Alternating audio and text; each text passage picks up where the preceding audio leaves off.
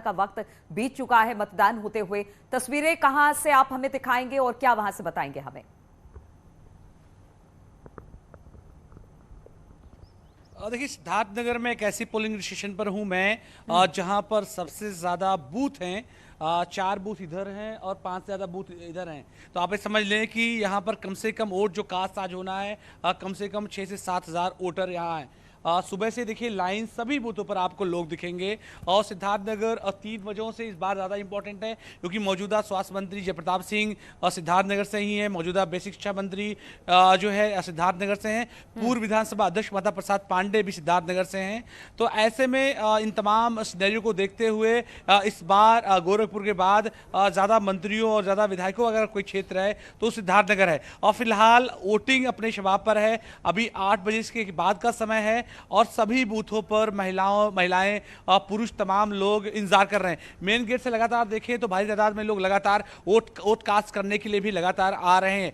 ये इलाका क्योंकि नेपाल से सटा हुआ इलाका है, आप मान के चल सकते हैं कि कम से कम 100 किलोमीटर से ज़्यादा की सीमा नेपाल से सटती है। तो ऐसे में कुछ इलाके यहाँ पर सेंसिटिव भी हैं। उस लिहाज से जो है सेंट्रल फोर्सेस यहाँ ज़्यादा डिप्लॉयड की गई हैं, चाहे बॉर्डर सिक्योरिटी फोर्स की बात हो या सीआईएसएफ की बात हो। तमाम नौजवान यहाँ पर ज़्यादा दिखाई दे रहे हैं। इसके अलावा स्टेट पुलिस का भी एक इनर घेरा यहाँ पर सिक्योरिटी के लिए अतिरिक्त रखा गया है। मैं जिस सीट पर हूँ वो थोड़ा संवेदनशील भी है, तो ऐसे में लाइव वेबकास्टिंग भी यहाँ से की जा रही है इलेक्शन कमीशन ऑफ इंडिया को, ताकि 10 सेकंड के लिए आपको इंटरप्ट कर रहे हैं अलाउद्दीन, 10 सेकंड के लिए, उसके बाद अपनी बात पूरी करिएगा।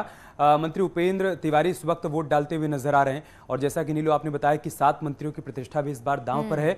उन्हीं मंत्रियों में उपेंद्र तिवारी भी हैं जो कि बलिया में अपने मताधिकार का इस्तेमाल करने के लिए पहुंचे हैं। वहां से राजीव हमारे साथ जुड़ चुके हैं, एक बार उनसे अपडेट ले लेते हैं, उसके बाद अलाउद्दीन के पास चलेंगे। राजीव, हम तस्वीरें देख पा रहे हैं, उपेंद्र तिवारी इस वक्त वोट डालते हुए नजर आ रहे हैं।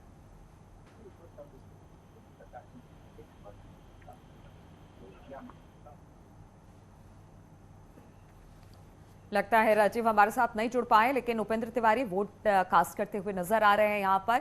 और जहां तक बलिया की बात की जाए, लगातार इस पर भी सबकी नजर बनी हुई है। और अब एक एक कर मंत्रियों की तस्वीरें इसी तरह से दिखाई देंगी, नेताओं की तस्वीरें इस तरह से दिखाई देंगी और वो तस्वीरें हम लगातार अपने दर्शकों तक पहुंचाते रहेंगे।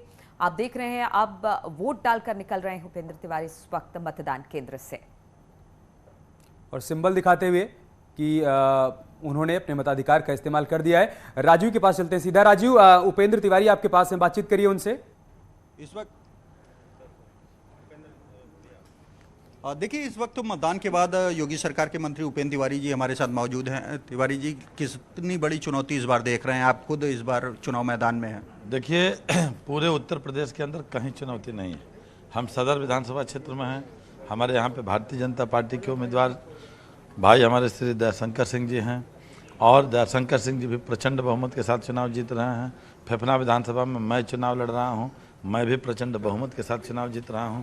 और इस तरीके से मैं कह सकता हूं कि फेफना विधानसभा के बलिया के अंदर 7 सीटें हैं। आज 7 के 7 पर कमल का फूल खिलने जा रहा है। और जहां तक बात है उत्तर प्रदेश की, तो पिछली बार भी हमारे भारतीय जनता पार्टी के सभी वरिष्ठ नेताओं ने कहा था कि अब की बार 300 पार। तो उत्तर प्रदेश की जनता ने 365 वोट दे करके 325 विधायक बना करके प्रचंड बहुमत के साथ सरकार बनाया था। ठीक आज उसी प्रकार से अब की बार 300 पार के नारे के साथ जिस तरीके का रुझान दिख रहा है, जिस तरीके की जागरूकता और उत्सुकता दिख रही है, उस हिसाब से लग रहा है कि उत्तर प्रदेश के अंदर अब की बार 350 पार के नारे के साथ प्रचंड बहुमत के साथ भारतीय जनता पार्टी की सरकार उत्तर प्रदेश के अंदर बनने जा रही है। लेकिन यहाँ पर सपा कह रही है कि बीजेपी कहीं टक्कर में नहीं है और कल ये रात ये दावा किया जा रहा है कि दयाशंकर सिंह के भी काफिले पर हमला हुआ। देखिए, हमला तो हमारी भी गाड़ी घेर ली गई थी, क्योंकि ये समाजवादी पार्टी के लोगों की बौखलाहट थी। और हमने इंस्पेक्टर को फ़ोन किया, इंस्पेक्टर आया तो समाजवादी पार्टी के लोग सिर्फ अराजकता फैलाना जानते हैं, सिर्फ झगड़ा करना जानते हैं।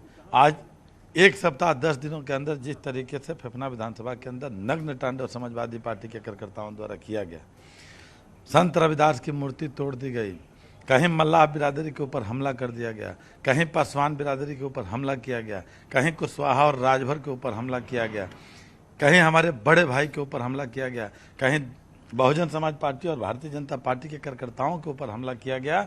और रात मेरी भी गाड़ी को समाजवादी पार्टी के गुंडों द्वारा घेरा गया।